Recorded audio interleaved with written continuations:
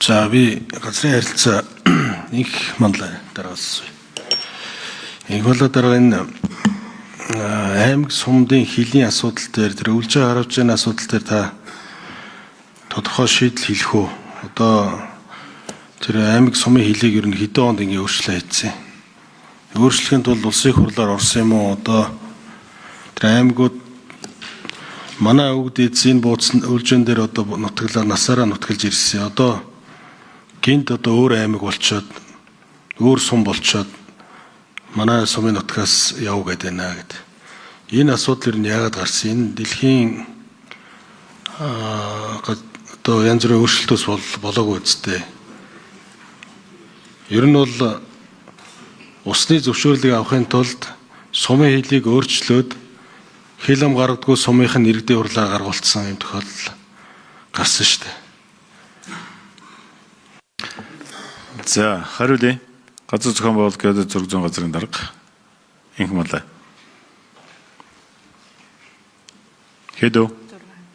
6 юу? 6.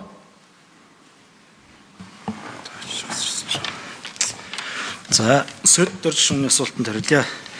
За Монгол улсын үндсэн хуулийн 58 дугаар зүйлийн 58-2 за цэцгийн нутаг дэвсгэрийн нэгж түүний удирдлагын тухай хуулийн 14-ийн 1-р хэсэгт 1-р заалтаар за аймаг нийслэл сум дүүргийн хилийн засаг засгийн газрын өргөн мэдүүлснээр улсын их хурл батална гэсэн ийм одоо эргэцэн орчинтой байгаа.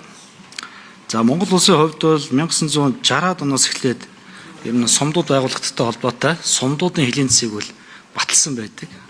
За ингээд бол 1977 оны Ардын их хурлын тэргүүлэгчдийн 75 дугаар зарилгаар бүх сумдуудын хилийн засгийг бол нэг одоо удаа боонд баталсан байна. За үүнээс хойш одоо шинээр сумд байгуулагдах. За зарим сумдууд одоо тус тусдаа салах. За энэ болгонд бол одоо сумдын эдийн засгийг бол шинжилж баталдаг ийм одоо хууль эрх зүйн болон үйл За гүйцээж хариулъя.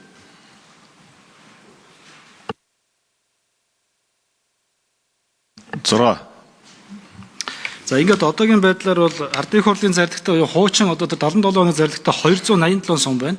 За сүүлд одоо шинээр нэмэгдсэн болон хуваагдсан аймаг байгуулагдсантай холбоотой 52 сум бол улсын хурлын тогтоолоор шинжиж батлагдсан. За өнөөдрийн байдлаар бид хүн улсын хэмжээнд 9 суман дээр л одоо газрын хилийн засгийн маргаантай асуудал байгаа. Энэ нь бол дандаа улсын хурлын одоо тэр үед батсан тогтоолтой холбоотой ийм маргаан байна. Бусад маргаанууд бол энэ газар зүйн нэрийн асуудалтай холбоотой сая одоо гишүүний дурдсан өвлжөө хаваржаа одоо аль суманд хамаарж байгаа гэдэг ийм одоо бодит бус маргаан гэж үзэж байгаа. За хэрвээ маргаантай асуудал гарах юм бол бид бас энэ маргааны шийдвэр засгийн газрын журам байдаг. Энэ журмын дагуу ажлын хэсэг орон нутгийн төлөөллүүдийг оролцуулж байгуулад ингээд тухайн асуудал дээр очиж шалгаад ингээд дор дорн шийдвэрлээд явдаг ийм бас зарчимтай байгаа.